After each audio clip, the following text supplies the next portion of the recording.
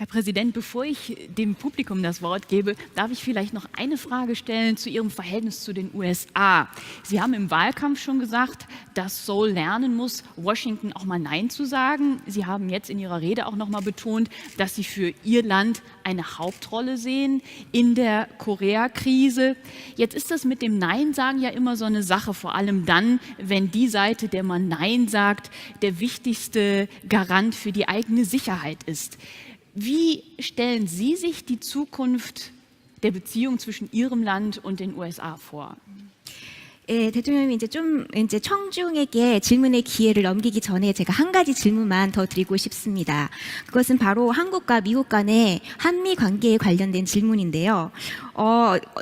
이미 이제 대통령 선거가 한참 진행되는 동안에도 선거 유세를 하시는 과정에서 대통령님께서는 이제는 우리도 미국에 대해서 당당히 할 말은 하고 아니다라는 거에 대해서는 아니다라고 말할 수도 있어야 된다라는 말씀을 하신 것으로 알고 있습니다.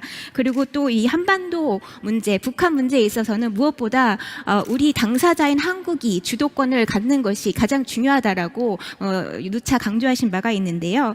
이것이 근데 이렇게 아니다라고 말할 수 있는 그 용기라든지 그런 것이 그렇게 쉽지만 않은 것 같습니다. 특히 이제 그것이 국가의 어떤 안보와 직결되는 아주 그런 리스크 탑을 한 그런 상황일 경우에는 더더욱 그럴 거라고 생각을 하는데요.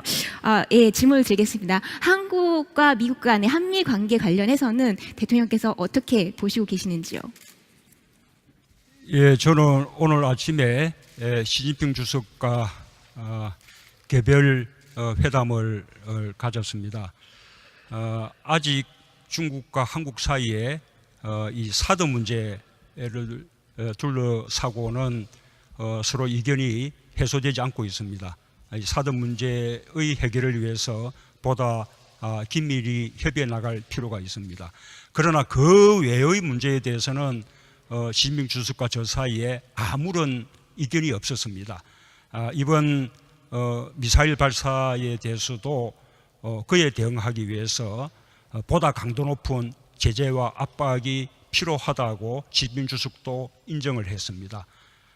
그리고 그것을 위해서 중국이 의장국을 맡고 있는 유엔 안보리에서 더 노력할 것이고 중국이 자체적으로도 더 노력하겠다고 말했습니다. 그러나 궁극적인 해법은 평화적인 해결이어야 한다고 또 양정상 간의 의견의 일치를 봤습니다. 그리고 한반도에서 평화를 만들어내는 그 프로세스에서 우리 대한민국이 보다 주도적인 역할을 할 필요가 있다. 그리고 그 남북관계의 개선이 이 북핵 문제 해결에 도움이 될 것이다 라는 점에 대해서도 시진핑 주석과 사이에 아무런 이견이 없었습니다. 이런 점에 대해서는 어제 또 메르켈 총리와도 대화를 나눈 바 있는데 메르켈 총리님의 생각도 다르지 않았습니다. 더 말씀을 드리자면 저는 그래서 이 제재와 압박의 강도를 높이기 위한 유엔 안보리의 결의와 별도로 이번 G20 정상회의에서도 북한의 미사일 발사에 대한 우리 정상들의 공동의 의지가 표명될 필요가 있다고 생각합니다. 그 문제에 관해서 여러 정상들과 폭넓게 의견을 나눠볼 생각입니다. Ja, wenn ich vielleicht zuerst ein bisschen erläutern darf. Ich hatte heute früh, morgen, die Gelegenheit, ein bilaterales Treffen mit dem chinesischen Xi Jinping, dem Staatspräsident, zu haben.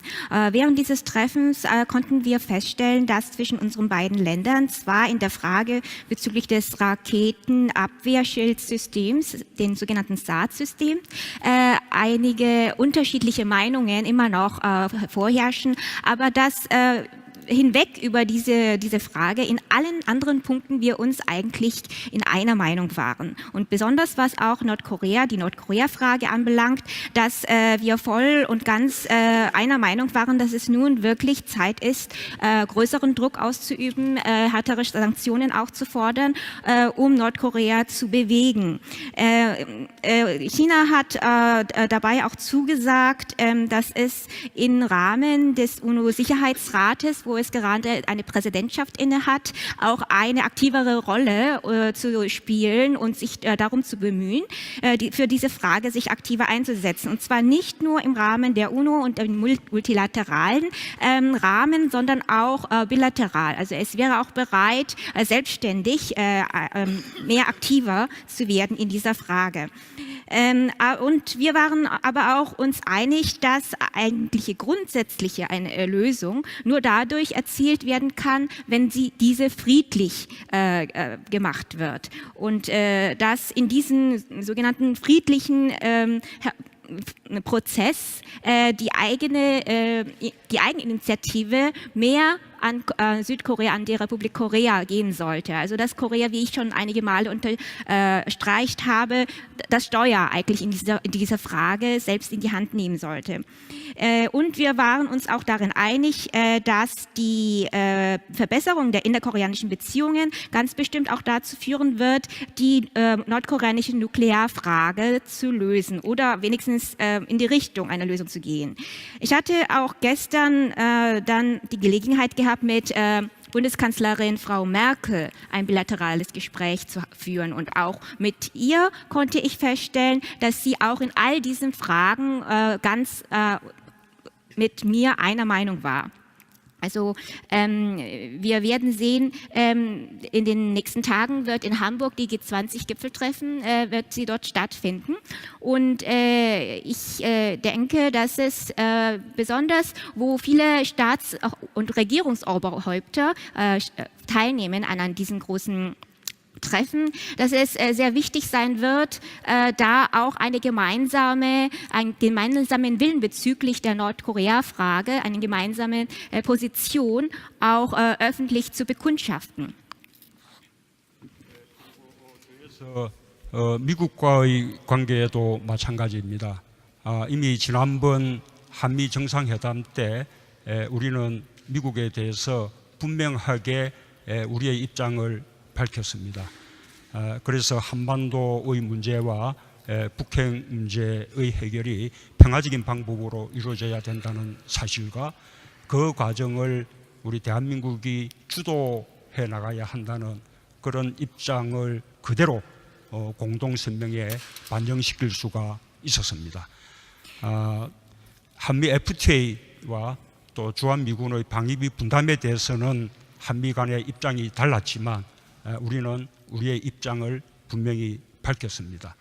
그렇게 미국에 대해서도 우리의 입장을 분명히 밝히면서 할 말을 하는 그런 관계로 나아가는 것이 한미동맹을 더 건강하게 발전시켜 나가는 길이라고 믿습니다. Ja, und was ich jetzt auf Ihre Frage zurückgehend sagen möchte, ist, das war auch nicht anders mit der USA.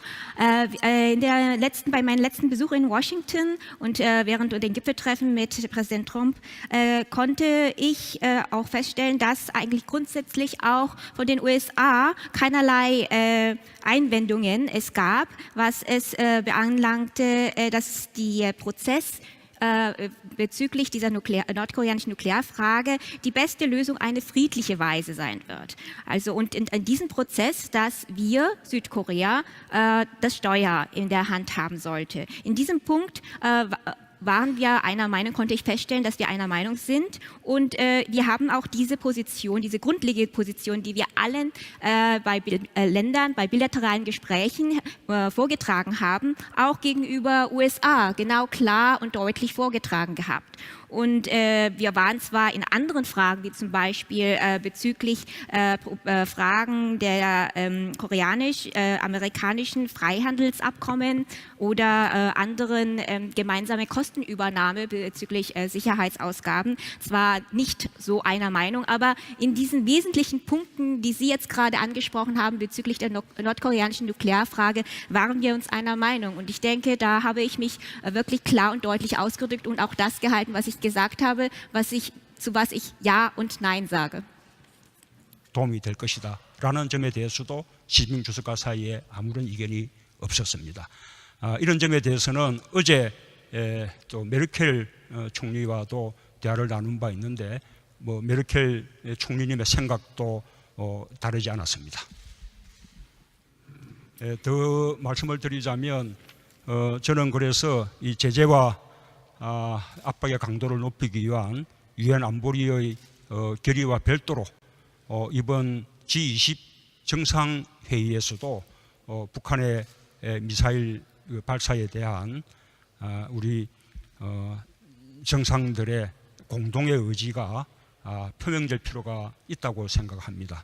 그 문제에 관해서 여러 정상들과 폭넓게 의견을 나눠볼 생각입니다.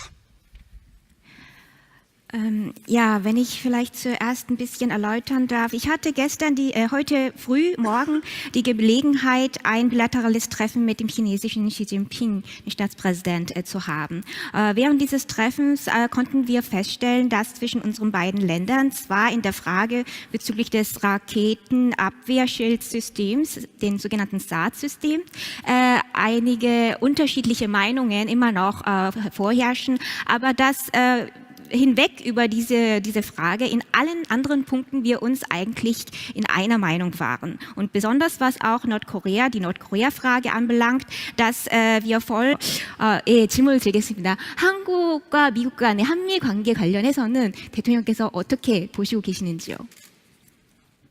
예, 저는 오늘 아침에 시진핑 주석과 개별 회담을 가졌습니다. 아직 중국과 한국 사이에 이 사드 문제를 둘러싸고는 서로 이견이 해소되지 않고 있습니다. 이 사드 문제의 해결을 위해서 보다 긴밀히 협의해 나갈 필요가 있습니다. 그러나 그 외의 문제에 대해서는 시진핑 주석과 저 사이에 아무런 이견이 없었습니다. 이번 미사일 발사에 대해서도 그에 대응하기 위해서 보다 강도 높은 제재와 압박이 필요하다고 시진핑 주석도 인정을 했습니다. 그리고 그것을 위해서 중국이 의장국을 맡고 있는 유엔 안보리에서 더 노력할 것이고 중국이 자체적으로도 더 노력하겠다고 말했습니다. 그러나 궁극적인 해법은 평화적인 해결이어야 한다고 또 양정상 간의 의견의 일치를 봤습니다. 그리고 한반도에서 평화를 만들어내는 그 프로세스에서 우리 대한민국이 보다 주도적인 역할을 할 필요가 있다. 그리고 그 남북관계의 개선이 이 북핵 문제 해결에 Herr Präsident, bevor ich dem Publikum das Wort gebe, darf ich vielleicht noch eine Frage stellen zu Ihrem Verhältnis zu den USA. Sie haben im Wahlkampf schon gesagt, dass Seoul lernen muss, Washington auch mal Nein zu sagen. Sie haben jetzt in Ihrer Rede auch noch mal betont, dass Sie für Ihr Land eine Hauptrolle sehen in der Korea-Krise. Jetzt ist das mit dem Nein sagen ja immer so eine Sache, vor allem dann, wenn die Seite, der man Nein sagt, der wichtigste Garant für die eigene Sicherheit ist. Wie stellen Sie sich die Zukunft der Beziehung zwischen Ihrem Land und den USA vor? 대통령님이 이제 청중에게 질문의 기회를 넘기기 전에 제가 한 가지 질문만 더 드리고 싶습니다. 그것은 바로 한국과 미국 간의 한미 관계에 관련된 질문인데요. 이미 이제 대통령 선거가 한참 진행되는 동안에도 선거 유세를 하시는 과정에서 대통령님께서는 이제는 우리도 미국에 대해서 당당히 할 말은 하고 아니다라는 거에 대해서는 아니다라고 말할 수도 있어야 된다라는 말씀을 하신 것으로 알고 있습니다. 그리고 또 이 한반도 문제, 북한 문제에 있어서는 무엇보다 우리 당사자인 한국이 주도권을 갖는 것이 가장 중요하다라고 누차 강조하신 바가 있는데요. 이것이 근데 이렇게 아니다라고 말할 수 있는 그 용기라든지 그런 것이 그렇게 쉽지만 않은 것 같습니다. 특히 이제 그것이 국가의 어떤 안보와 직결되는 아주 그런 리스크 탑을 한 그런 상황일 경우에는 더더욱 그럴 거라고 생각을 하는데요. Und ganz einer Meinung waren, dass es nun wirklich Zeit ist, größeren Druck auszuüben, härtere Sanktionen auch zu fordern, um Nordkorea zu bewegen.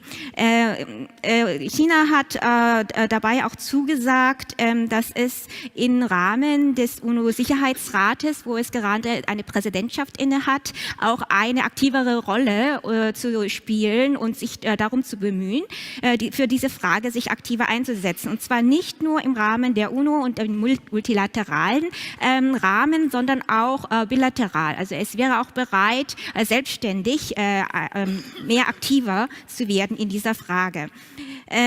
Und wir waren aber auch uns einig, dass eigentliche grundsätzliche eine Lösung nur dadurch erzielt werden kann, wenn diese friedlich gemacht wird. Und dass in diesem sogenannten friedlichen Prozess die Eigeninitiative mehr an Südkorea, an die Republik Korea gehen sollte. Also dass Korea, wie ich schon einige Male unterstreicht habe, das Steuer eigentlich in dieser Frage selbst in die Hand nehmen sollte.